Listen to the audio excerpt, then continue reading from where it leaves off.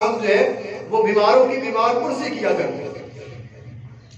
ایک صحابی ہیں، نبی علیہ السلام ان کی بیمار پرسی کے لیے جاتے ہیں. آقا علیہ السلام نے دیکھا کہ یہ بندہ جو ہے چارپائی کے ساتھ چارپائی ہوا ہوا ہے اور اس کی صورتحال یہ ہو چکی ہوئی ہے کہ یہ بالکل جس طرح مرغی کے سارے پر اتار لیے جائیں تو وہ مرغی کی حالت ہو جاتی ہے جس کے سارے پر اتارے ہوئے ہوں، وہ جس طرح ہو کر چھلی مچھلی مرغی بن جاتی ہے.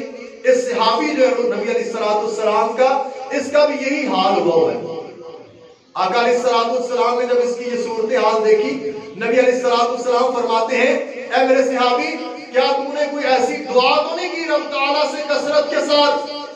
کوئی دعا جو تم نے رب سے مانگی ہو بڑی زیادہ کثرت کے ساتھ؟ کہتے اللہ کے نبی میں نے ایک دعا کی اللہ تعالیٰ سے، میں نے رب سے کہا کہ اے میرے رب، اگر تم مجھے کوئی آخرت کے اندر عذاب دینا چاہتے ہیں میرے گناہوں کی وجہ سے، میرے غلطیوں کی وجہ سے، اگر تم نے مجھے آخرت میں کوئی عذاب دینا ہے، آخرت میں میری پکڑ کرنی ہے، اللہ تم مجھے وہ عذاب اس دنیا کے اندر ہی دے دے، آخرت کے اندر مجھے کوئی عذاب نہ دینا. کہتے میں نے اللہ سے یہ دعا کی تھی، کیوں؟ آخرت کے عذاب تو بڑے سخت ہونے ہیں، دردناک ہونے ہیں، تو میں نے اللہ تعالیٰ سے کہہ دیا ہوا ہے اللہ جو مجھے عذاب دینا ہے وہ عذاب اس دنیا کے اندر دے دے، آخرت کے اندر میری پکڑ نہ کرنا. نبی علیہ السلام فرماتے ہیں میرے صحابی بھولے والے، تو نے یہ کیوں نہ کہا ربنا آتنا فی الدنیا حسنہ وفی الآخرۃ حسنۃ وقنا عذاب النار. اللہ میری دنیا بھی بہتر کر دے، اللہ میری آخرت بھی بہتر کر دے، اللہ مجھے آخرت کے عذاب سے بھی، جہنم کے عذاب سے، آگ کے عذاب سے بھی بچا لے. تو نے رب تعالیٰ سے یہ دعا کیوں نہیں کی؟ ایسی دعا کرنے کی کیا ضرورت تھی کہ اللہ مجھے میرے گناہوں کی سزا دنیا کے اندر ہی دے دے؟ تو یہ سمجھ لیں، سن لے، کبھی بھی گناہوں اور غلطیوں کی سزا دنیا کے اندر نہ مانگے، اللہ سے ہمیشہ اچھائی کی امید رکھیں. یہی کہے ربنا آتنا فی الدنیا حسنۃ وفی الآخرۃ حسنۃ وقنا عذاب النار. یہ صحیح بخاری کی حدیث ہے. حضرت انس رضی اللہ تعالیٰ عنہ راوی ہے. حضرت انس رضی اللہ تعالیٰ عنہ فرماتے ہیں آقا علیہ السلام جو دعائیں کثرت کے ساتھ کرتے، بہت زیادہ جن دعاؤں کا نبی علیہ السلام وظیفہ کیا کرتے تھے ان میں سے ایک یہ بھی دعا تھی ربنا آتنا فی الدنیا حسنۃ وفی الآخرۃ حسنۃ وقنا عذاب النار. اللہ میری دنیا بھی بہتر کر، اللہ میری آخرت بھی بہتر کر اور آگ کے عذاب سے بھی بچا. بڑی جامع ترین دعا ہے، عمدہ ترین دعا، مختصر کلمات، آسان دعا، زبان پہ کلمات آسانی کے ساتھ جاری ہونے والے. اس دعا کو یاد کر لیں اور کثرت کے ساتھ پڑھا کریں. ربنا آتنا فی الدنیا حسنۃ وفی الآخرۃ حسنۃ وقنا عذاب النار.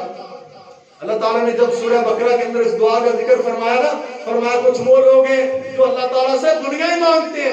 فرمایا جو اللہ سے دنیا مانگتے ہیں، جو کہتے ہیں ربنا آتنا فی الدنیا، جو دنیا مانگتے ہیں، اللہ کہتے ہیں ما لہم فی الآخرۃ من خلاق. اللہ نے قیامت کے اندر ان کے لیے کوئی حصہ مقرر کیا ہی نہیں ہے، ان کا حصہ رکھا ہی نہیں ہوا. انہوں نے آخرت مانگی نہیں، آخرت کا سوال ہی نہیں کیا. جب جو آخرت کے بارے میں طلبگار ہی نہیں ہے، مانگنے والے نہیں ہیں، تو اللہ تعالیٰ نے یہ جنت جو ہے وہ بے قدرے لوگوں کو تو نہیں نہ دے دے. جن کو جنت کی، آخرت کی قدر ہی نہیں ہے، اہمیت ہی نہیں ہے، وہ دنیا کو زیادہ اہمیت دیتے ہیں، ان کے لیے فرمایا ما لہم فی الآخرۃ من خلاق، ان کے لیے آخرت میں کوئی حصہ نہیں. اب آقا علیہ السلام فرماتے ہیں پیارے صحابی تو یہ دعا کرنے کی بجائے، دنیا کے اوپر اپنے اوپر عذاب مانگنے کی بجائے، اپنی غلطیوں اور گناہوں کی سزا دنیا کے اندر مانگنے کی بجائے تو اللہ تعالیٰ سے کہتا ربنا آتنا فی الدنیا حسنہ وفی الآخرۃ حسنۃ وقنا عذاب النار. صحابی کہتے ہیں جب نبی علیہ السلام نے اس کو یہ دعا بتائی، اس نے یہ دعا پڑھنی شروع کی، چند دنوں کے اندر وہ ٹھیک ہو گیا اور بہتر ہو گیا.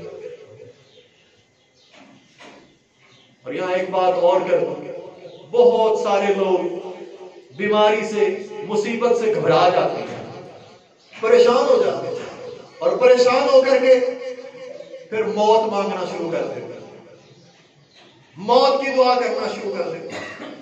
موت کی دعا کرنا، موت کی تمنا کرنا شریعت کے اندر جائز نہیں ہے. کوئی بندہ موت کی تمنا نہیں کر سکتا، اپنے منہ سے خود موت نہیں مانگ سکتا۔ زندگی اللہ تعالیٰ نے ایک نعمت دی، اس نعمت سے فائدہ ہوتا ہے۔ موت کی تمنا نہ کریں۔ ہاں، اگر کبھی اتنے کٹن اور مشکل ترین حالات آ جائیں کہ آپ مرنا پسند کرتے ہیں، وہ ہمارے قاری خالد مجاہد صاحب فرمایا کرتے ہیں نا، دنیا سے تو تنگ آ کر کے کہتے ہو کہ مر جائیں گے ہم، مر کر بھی اگر چین نہ پایا تو کدھر جائیں گے؟ اس لیے موت بھی کبھی شریعت